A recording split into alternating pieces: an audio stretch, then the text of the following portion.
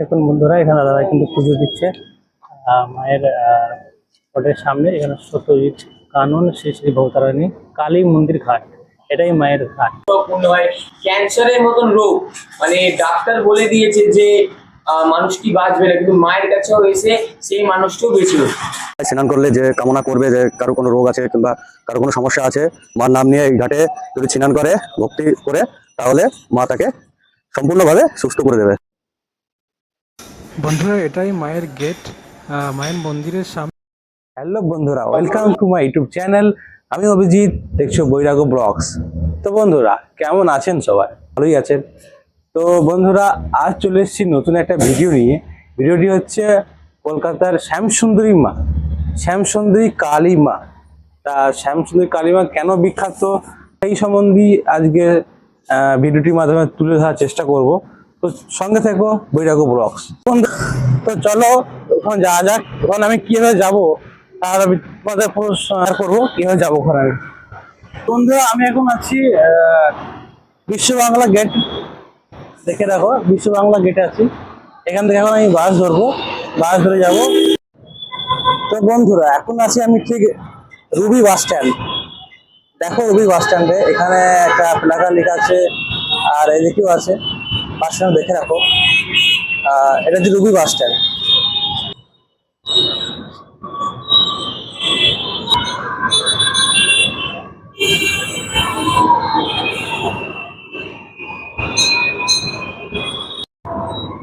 তো বন্ধুরা এটা হচ্ছে মুকুন্দপুর বাস স্ট্যান্ড। যদি এখানে আসো রুবি থেকে, তাহলে 4 থেকে 5 মিনিট টাইম লাগবে।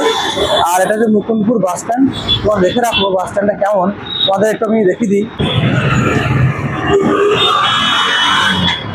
এই যে বড় একটা বিল্ডিং দেখতে পাচ্ছ, এই বিল্ডিংটার পাশ দিয়ে একটা রাস্তা গেছে, এই দেখো। তো আমাদের এখান দিয়ে যেতে হবে। চলো যা যা সব আমি শেয়ার করবো। তো বন্ধুরা এখানে যেতে হচ্ছে, এখানে রাস্তা শেষ হলো, রাস্তার এই যে ডান দিকের রাস্তা বেরিয়ে গেছে। এই রাস্তা এখানে লেখা আছে ইন্ডাস্ট্রি অফ ম্যানেজমেন্ট স্টাডি। এইটাকে দেখে এই যে কোন দিয়ে সোজা একটা গলি গেছে, এই গলি দিয়ে চলে যাবে। বন্ধুরা এই গলিটা দিয়ে পাশে একটা গলি আছে, এটা অনেক প্লাকার লাগানো আছে, দেখে রাখো। আর এখানে অনেক একটা কারেন্টের পোল আছে, অনেক তার লাগানো আছে। তো এই এই এই রাস্তা দিয়ে যেতে হবে, মায়ের মন্দির যাওয়ার রাস্তা এটাই। চলো। তো বন্ধুরা এই রাস্তায় এসে এই রাস্তা যেতে হবে, দেখে রাখো রাস্তাটা ভালো করে। আর এই দিকে রাস্তা যেন যাবেন না, এই রাস্তা যাবেন। দেখো বন্ধুরা এটাই,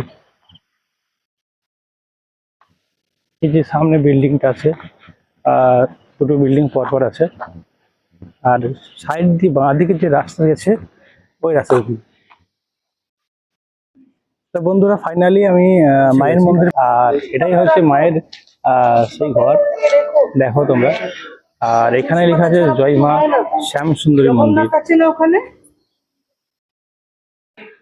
মায়ের মন্দির যাওয়ার রাস্তা এটাই হচ্ছে মায়ের মন্দির যাওয়ার ঘর।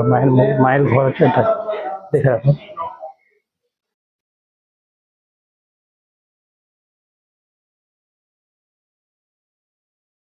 বন্ধুরা যখন মায়ের মন্দিরের সামনে প্রবেশ করবে, দেখবে এরকম একটা বড় শিবলিঙ্গ আছে, আর সামনে আর একটা মূর্তি আছে। আর এই দেখো মায়ের অসাধারণ রূপ। এটাই মা শ্যামসুন্দরী, কলকাতার জীবন্ত কালী মা। একই বহু লোকে বলে জীবন্ত কালী মা। তো তোমরা দেখো মায়ের রূপ কেমন।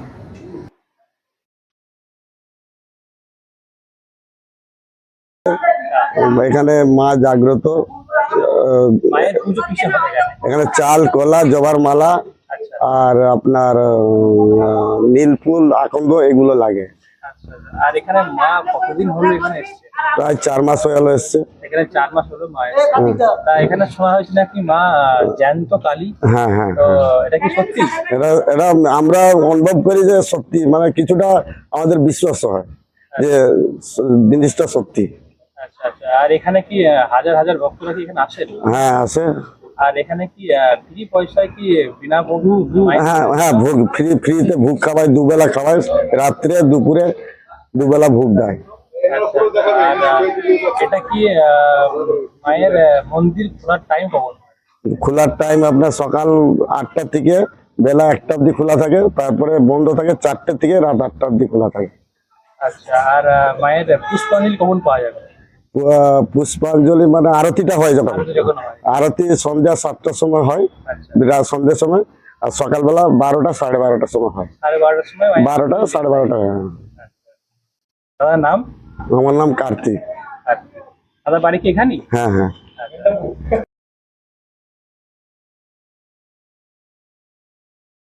তো বন্ধুরা, তোমরা দেখতে পাচ্ছ এটা কিন্তু মায়ের ঘাট, মায়ের পুকুর। এটা দেখে রাখো, এখানে নাকি স্নান করলে সমস্ত রোগ ব্যাধি দুরারোগ্য হয়ে যায়। আর এখান থেকে স্নান করে মায়ের পুজো নিয়ে যাওয়া হয়। এটা মায়ের রাস্তা, এখান দিয়ে যাওয়া হয় আর মায়ের পুজো নিয়ে যাওয়া হয়। এখানে দেখতে পাচ্ছ দাদারা এখানে মায়ের ঘাটের সামনে পুজো করছে। আর এখানেই স্নান টান করলে সমস্ত রকম রোগ ব্যাধি দূর হয়ে যায়। লিঙ্কটার সামনেই। তো দাদা, এখানে কি মায়ের ঘাটে এখানে স্নান করলে কি সমস্ত রোগ ব্যাধি দুরারোগ্য কি দূর হয়ে যায়? হ্যাঁ, এই ঘাটটায় স্নান করলে যে কামনা করবে যে কারো কোনো রোগ আছে কিংবা কারো কোনো সমস্যা আছে, মার নাম নিয়ে এই ঘাটে যদি স্নান করে, ভক্তি করে, তাহলে মা তাকে সম্পূর্ণভাবে সুস্থ করে দেবে। দাদার নাম? আমার নাম হচ্ছে গোকুল বিশ্বাস। দাদার বাড়ি কোথায়? আমার বাড়ি হচ্ছে বনগাঁতে। আচ্ছা, আমি এসেছি এখানে, মায়ের দর্শনও করেছি। আমার পার্সোনাল কিছু। দাদার নাম? আমার নাম অজয় হালদার। অজয় হালদার। দাদা, পুজোর থালি কত টাকা থেকে শুরু হয়? 51 টাকা, 100 টাকা, খুব বেশি হলে 150 টাকা, সবকিছু মিলিয়ে আছে। আচ্ছা আচ্ছা, 51 টাকার যে পুজোটা আছে কবে হয়ে গেছে? মা 2021 সাল থেকে আছেন। আচ্ছা। মাকে জীবন্ত কালী বলেই ভক্তরা ছিলেন। আপনারা জানলেন মা জীবন্ত কেন। প্রথম কারণ, ভক্তরা মায়ের কাছে যা মনের বাসনা বলে, মা তাদের প্রত্যেকের মনের বাসনা অবশ্যই পূর্ণ করে। আর মাকে এখানে সবাই চাল কলা দিয়ে ভোগ দেওয়া হয়। এই চাল কলা দেওয়ার একটি বিশেষ কারণ আছে। মায়ের একটি ঘটনা ঘটেছিল। মায়ের পুরোহিত মহলের পুণ্যলগ্নে মায়ের জন্য বাজার করতে যায়। এবার বাজার করতে গিয়ে দেখেন একটা ছোট্ট বাচ্চা মেয়ে পুরো মা কালীর মতন সেজে সবার কাছে ভিক্ষা চাইছে। এবার ভিক্ষা চেয়েও সবার কাছে বলছে কিছু টাকা দাও না, আমি চাল কলা কিনে খাবো। ইতিমধ্যে সবার কাছে এই কথা বলে ভিক্ষা চাইছে। আমাদের যিনি পুরোহিত ছিলেন তার কাছে এই কথা বলে ভিক্ষা চাই। পুরোহিত তখন তাকে ধাক্কা মারে ফেলে দেন, ফেলে দিয়ে বলে যাও কাজ করিয়ে খা। এবার বাচ্চা মেয়েটি এরকম গা ঝাড়া দিয়ে বলে, আমি যদি কাজই পেতাম তো তোর কাছে ভিক্ষা যেতে আসতাম। এই বলে বাচ্চা মেয়েটিও চলে যায়, আমাদের যে পুরোহিত ছিল সেও চলে যায়। এবার মহালয়া অমাবস্যা অন্ধকারে পুজো হবে। আমাদের মায়ের প্রতিটা অমাবস্যা অন্ধকারে পুজো হয়, মানে কোন রকম লাইট জ্বলে না। প্রতিদিন মহালয়া অমাবস্যা অন্ধকারে পুজো হচ্ছে। এবার অন্ধকারে পুজো করতে করতে পুরোহিতের হঠাৎ মন বলে যে মাকেও দেখতে পাচ্ছে না, কিন্তু আবার ওর মন বলে মা তো কালো, তাই হয়তো অন্ধকারে দেখতে পাচ্ছি না। তাই পুরোহিত গিয়ে প্রতিদিনে মায়ের মুখের সামনে যায়, দেখে সত্যিই মা নেই। আর মায়ের নিচে যে শিব ঠাকুর, উনিও পুরো মৃত মানুষের মতো শুয়ে আছে। এই দেখে পুরোহিত থমকে যায়। থমকে আবার কিছুক্ষণ পরেই পুরোহিতের পেছন থেকে ঝুমঝুম করে নুপুরের আওয়াজ হয়। আর ধাপ করে শিবের বুকের উপরে একজনের ডান পাবে। আর যেই বাচ্চা মেয়েটাকে ধাক্কা মেরে ফেলে দিয়েছিল, সেই বাচ্চাটার মুখ ওই অন্ধকার করে বেরিয়ে যায়। আর মা তখন মানুষের কণ্ঠে বলে যে চাল কলাতে দিবি না। ভাই এই শুনে পুরো সঙ্গে সঙ্গে অজ্ঞান হয়ে যায়। এবার অজ্ঞান অবস্থায় মা ওনাকে বোঝাচ্ছে যে আমি শুধু বড়লোকের মা নই, আমি গরিবের মা। তাই এবার থেকে যে কোনো ভক্ত আমাকে এক মুঠো চাল একটু পাগল দিয়ে পুজো দেয়, মা তার প্রত্যেক মনের কথা পূর্ণ করে। আর মাকে এখানে 28টা শনিবার দর্শন করতে হবে। এর একটি বিশেষ কারণ কি, মাকে যখন আপনারা দর্শন করবেন তখন দেখবেন মায়ের বেঁধে গেছে 9টি বিগ্রহ আছে, নবগ্রহ বিগ্রহ। এই নবগ্রহ বিগ্রহ থাকা মানে আমাদের মানব জীবনে এই নবগ্রহের জন্য অনেক বিভিন্ন রকম দোষ হয়, মাঙ্গলিক কাজ বিভিন্ন বিভিন্ন দোষ। এই দোষ কাটানোর জন্য মানুষ অনেক রকম যজ্ঞ, মাদুলি, কবচ অনেক কিছু করে, কিন্তু সবার তো সামর্থ্য হয় না এইসব করার। তো মাকে যদি কোনো ভক্ত 28টি শনিবার কেবল দর্শন করতে পারে, তো যে কোনো বোধ থেকে এমনি মুক্তি হয়। কোন রকম মাদুলি কবচ কিছু লাগে না, কেবল 28টি শনিবার মাকে দর্শন করতে হয়। কোন রকম পুজো দেওয়া লাগে না, কেবল মায়ের মুখমণ্ডল দর্শন করে যেতে হয়। তো আপনাদেরকে একটাই কথা বলবো, আর এসে বুঝতে পারবেন এখানে কি, তো অবশ্যই মায়ের কাছে আসবেন। জয় মাতা। এখানে প্রত্যেক অমাবস্যা রাতে মায়ের পুজো হয়। মাকে জীবন্ত কালী বলে মানা হয়, এটা কি সত্যি? মা তো সত্যি জীবন্ত জীবন্ত, কারণ আমরা মাঝে মাঝে এটা আমরা আগে বুঝিনি। জীবন্ত হওয়ার অনেক রকম উদাহরণ আছে, দেখেন এই জীবন্ত তো আমরা বলি না, এটা ভক্তরাই বলেন মাকে, কোনো ওরা অনুভূতি পায়। তো আমরা এখন মাঝে মাঝে গর্ব বুঝি, প্রতিদিন না, মাঝে মাঝে এক সপ্তাহ বা 2-3 দিন পর পর দেখি মায়ের পায়ে ধুলো লাগা। আচ্ছা, এবার আমরা হয়তো নর্মাল এটা ধুলো লাগা, কিন্তু মায়ের পায়ে এমন ভাবে ধুলো লাগা থাকতো যে কোনো মানুষ যদি বাইরে যায়, ও নিজের পাটা বাইরে ফেলে তো 2 সাইডে যেমন ভাবে লেগে তো পুরো লেগে থাকে। এবার প্রথম এটা আমরা দেখতাম। এবার একদিন সকালবেলা যখন মন্দির হলো, একটা ভক্ত কাঁদতে কাঁদতে মায়ের কাছে আসে, এসে বলে আমি না মাকে খুব দুঃখ কষ্টে ছিলাম, আমি মাকে প্রচুর ডেকেছিলাম। তো ওই রাত্রি নাকি একটা লম্বা চুল একটা মেয়ে নাকি ওর গেট থেকে এই পার থেকে ওই পার হয়ে নুপুরের আওয়াজ শুনতে পায়, নাকি ওর বিশেষ মামার বাড়িতে গেছিল। এবার ও যেই দিন রাত্রিবেলা এই জিনিসটা অনুভব করেছে, পরের দিন সকালবেলায় মায়ের পায়ে ঝুলেছিল। তো মা সত্যি আছেন, এটা আপনি ভক্তদের মুখেই বুঝতে পারবেন। এখানে অনেক ভক্তের মনের কথাও পূর্ণ হয়। ক্যান্সারের মতন রোগ, মানে ডাক্তার বলে দিয়েছে যে মানুষটি বাঁচবে না, কিন্তু মায়ের কাছেও এসে সেই মানুষটিও বেঁচে ওঠে। তো মা সব পারে, মা আপনাদের আবেগের, মা আপনাদের ভালোবাসে। তাই আপনাদেরও জীবনে কোনো সমস্যা থাকলে অবশ্যই। এই দাদাকে পেয়ে গেলাম। দাদার বাড়ি কোথায় এখানে? আমার বাড়ি, আমি থাকি একটু শিয়ালদা। আচ্ছা, শিয়ালদা। তো দাদা এখানে মায়ের কাছে এসে কি আপনার সমস্যা শুরু হয়েছে? যখন মায়ের মন্দির ছোট ছিল তখন থেকে আমার ওখানে যাওয়া, মানে আমি যখন প্রথম মাকে দেখেছিলাম, মানে ওই 22-22-এর শুরু কি শেষ ওরকম হবে, মানে প্রথম যখন মায়ের মন্দির গেছিলাম তখনই মানে একটা টান, মায়ের প্রতি টান।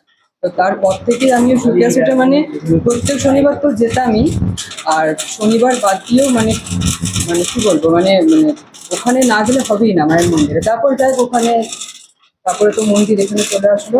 আর তারপরে আর সত্যি কথা বলতে মায়ের কাছে মানে মন থেকে আমি যা যা চেয়েছি, ছোটো ছোটো ব্যাপারই, মানে মা সেগুলো মানে হাতে নাতে একদম আমাকে দিয়েছে, হাতে নাতে দিয়েছে মা আছে মানে। আর এটা আমি সবসময় ফিল করি যে মানে এটা মানে ফিলই করি যে মা মানে সবসময় আমার সাথে আছে, মানে মানে এটা আমি মানে যখন ঘুমোতে যাই মাকে স্মরণ করে, ঘুম থেকে উঠি আমার মায়ের ফোনের ছবি দেখে, মানে মা আমার সমস্ত কিছু ফুলফিল করেছে। একটাও বলা আছে, সেটাও মা আশা করি ফুলফিল করে দেবে। আর মা এখানে মানে সত্যি জীবন্ত, মানে মায়ের চোখের দিকে তাড়ালে মানে সমস্ত দুঃখ কষ্ট মানে সব পূর্ণ হয়ে যায়। আপনার সফল হয়েছে, মানে আপনি প্রচুর কিছু মানে পূর্ণ হয়েছে, মানে ছোট ছোট জিনিসই, মানে সেটা হয়তো আমার মায়ের কাছে বড় ব্যাপার, কিন্তু আমার কাছে ছোট ছোট জিনিস মানে যেন মানে মানে একদম মানে হাতে নাতে মা আমাকে ফল দিয়েছে, হাতে নাতে ফল দিয়েছে, মানে সমস্ত জিনিস মানে সমস্ত। আর ওই মন্দির থেকে এখানে যখন চলে এসছে একটু মন খারাপ হয়েই ছিল, তারপরে যাই হোক মায়ের টানে আবার এখানে চলে এসছে। আর আমি প্রায় এখানেই চলে আসি, আমি শিয়ালদাতেই থাকি, এখানেও প্রায় আমি চলে আসি। এখানে কি প্রায় আসা হয়? হ্যাঁ, প্রায় একদম আচ্ছা, প্রায় চলে আসি। হ্যাঁ, হয়তো প্রত্যেক শনিবার আসতে পারি না, মানে এমনি দিনও প্রায় চলে আসি। ঠিক আছে। জয় মা শুনি। জয় মা আসলে